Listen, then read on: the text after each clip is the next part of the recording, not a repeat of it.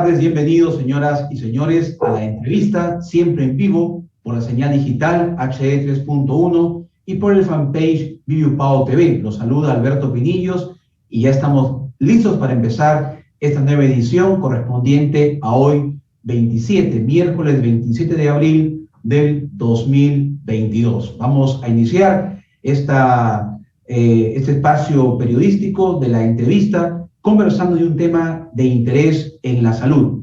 Es nuestra preocupación como medio de comunicación siempre estar atentos a la salud, lo que está ocurriendo en estos tiempos todavía que no hemos superado la pandemia por la COVID-19. Hay otras enfermedades que merecen también la debida atención y esta es la referida a la diabetes. Conversamos sobre qué es la diabetes, la prevención. Sabemos que toda enfermedad se puede prevenir y eso es lo que queremos también a través de la entrevista, promover en la población una cultura de la prevención de las enfermedades. Es importante considerar que muchas enfermedades se pueden prevenir siempre y cuando haya pues la disposición, el compromiso y sobre todo la responsabilidad de los ciudadanos de llevar una vida y estilos de vida saludables. Conversamos entonces sobre la diabetes, la prevención, el tratamiento y sus consecuencias con una profesional egresada de la Universidad Privada Antonio Dorrego. Ella es médico cirujano, médico general, la doctora Claudia Coronado, quien ya está con nosotros para abordar este tema tan importante como es la diabetes. ¿Cómo está, Claudia? Bienvenida a la entrevista. Muy buenas tardes. Buenas tardes, un gusto de estar aquí con ustedes a través de la señal de ViviuPao TV en esta oportunidad para hablar sobre la diabetes mellitus, ¿no? Una enfermedad que ha venido tomando importancia en los últimos años y sobre todo en esta época de pandemia que se ha descuidado bastante, ¿no? Sobre todo en la detección y control de los pacientes con esta enfermedad.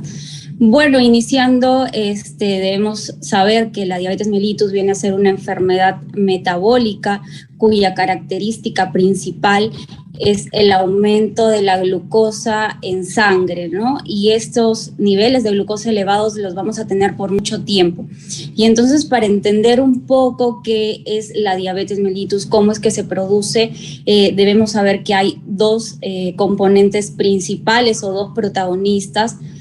Hablamos primero de la glucosa. La glucosa viene a ser un sustrato que lo obtenemos de los alimentos, de todos nuestros alimentos, y aquí es importante aclarar esto porque muchos pacientes o muchas personas tienen la idea de que si tienen la glucosa elevada es porque comieron mucho dulce o mucho azúcar, y en realidad la glucosa también proviene de todos los alimentos, tanto carbohidratos, proteínas, grasas, entonces de toda nuestra alimentación, no solamente del azúcar que consumimos.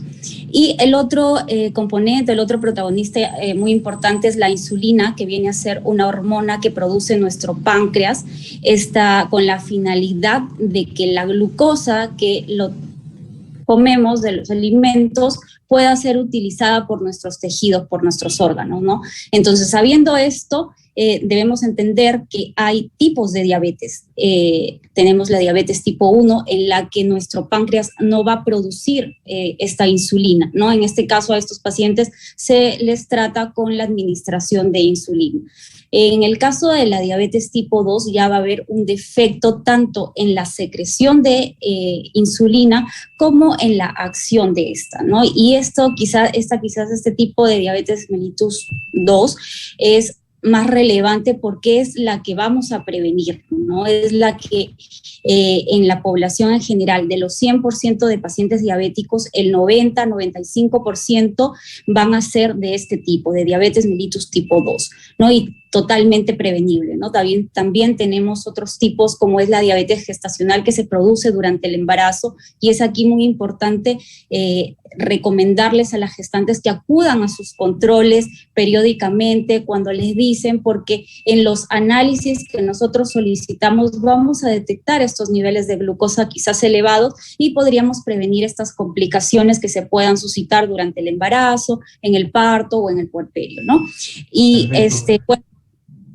Perdón que interrumpa, doctora. Es importante y que la población lo internalice muy bien. Sabemos de que todas las enfermedades, como se ha dicho, se pueden prevenir siempre y cuando haya hábitos, estilos de vida saludables.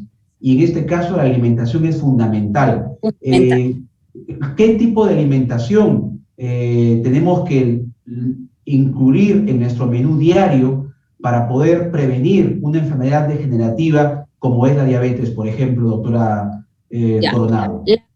La diabetes tiene unos parámetros, tiene factores de riesgo también totalmente detectables y prevenibles. Aparte de la alimentación que debe ser adecuada, también existe otros factores de riesgo como son el sedentarismo, el que no hagamos actividad. En este caso, como menciona la alimentación, una alimentación balanceada es aquella que va a contener verduras, frutas en mayor proporción que los carbohidratos y las grasas, ¿no? Que también son fundamentales para nuestra alimentación. Y aquí hacemos hincapié a los pacientes o a las personas que desean llevar una alimentación saludable, que no depende mucho de restringir ciertos alimentos, sino más bien comer o tener al alcance las porciones adecuadas dependiendo de la edad, dependiendo de la condición en la que se encuentra el paciente, si tiene enfermedades previas o si es una persona joven que va a iniciar un estilo de vida saludable, pues todo depende de la cantidad de alimentos y definitivamente evitar el consumo de alimentos procesados, de alimentos ricos en sodio o en azúcar, como son la mayoría de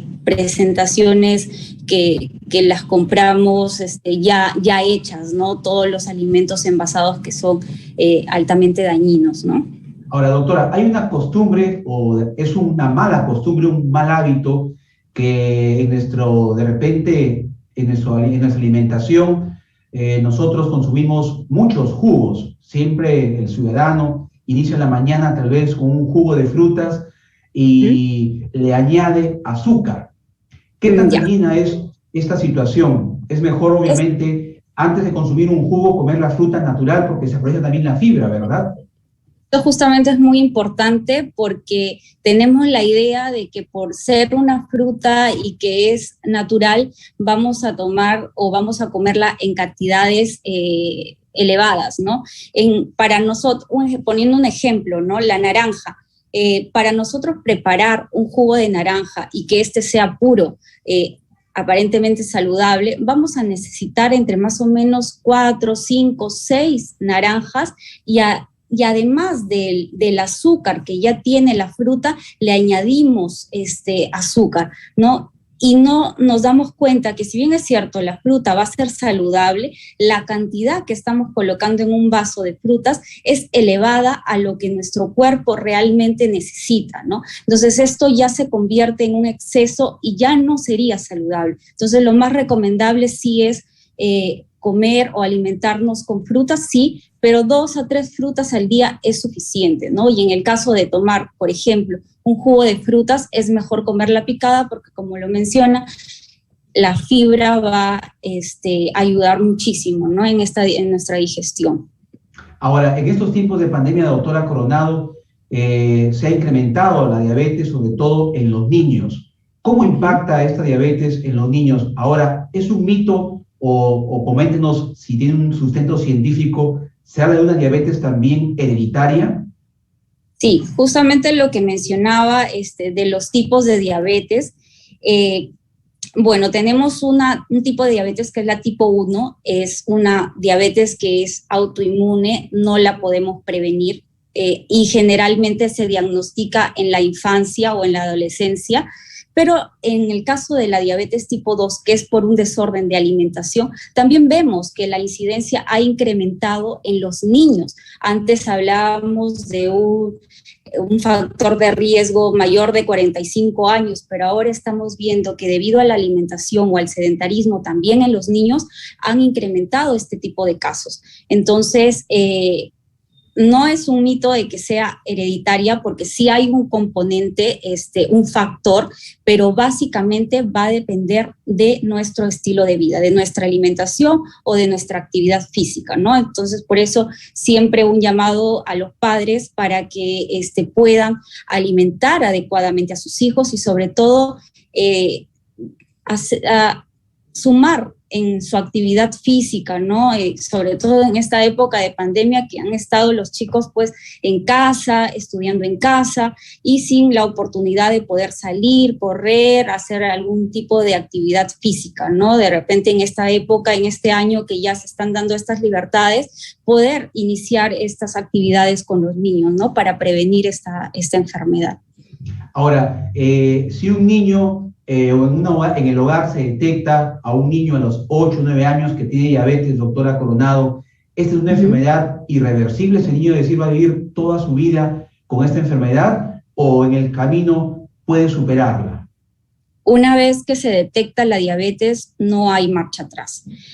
Todo va a depender de los niveles de glucosa que encontremos en sangre. Si bien es cierto, los niños podemos detectarlo, a veces el simple hecho de detectar un nivel de glucosa elevada, pero no tanto hacia la diabetes, sino dándonos como una indicación de una resistencia, ahí podríamos prevenir y detener el progreso de la enfermedad. Pero una vez que se instaura la diabetes mellitus, se diagnostica, lo que nos corresponde es controlar para evitar las complicaciones, ¿no? Las complicaciones que básicamente van a depender de estos niveles de glucosa. Hay daño de nervios, hay daño de ojos, corazón, riñones, entre otros órganos, ¿no? La idea es controlar estos niveles para no llegar a estas complicaciones. Correcto, doctora. Le agradecemos mucho a la doctora Claudia Coronado, médico general, egresada de la Universidad Privada Antón Borrego. Estuvo en la entrevista brindándonos una valiosa información acerca de la prevención, los cuidados y también las consecuencias que trae esta enfermedad degenerativa como es la diabetes. Así que, señores, a cambiar esos hábitos de vida, a implementar en nuestro quehacer la actividad física y a consumir una alimentación saludable. Muy amable, doctora Coronado, muchas gracias. Gracias por la invitación.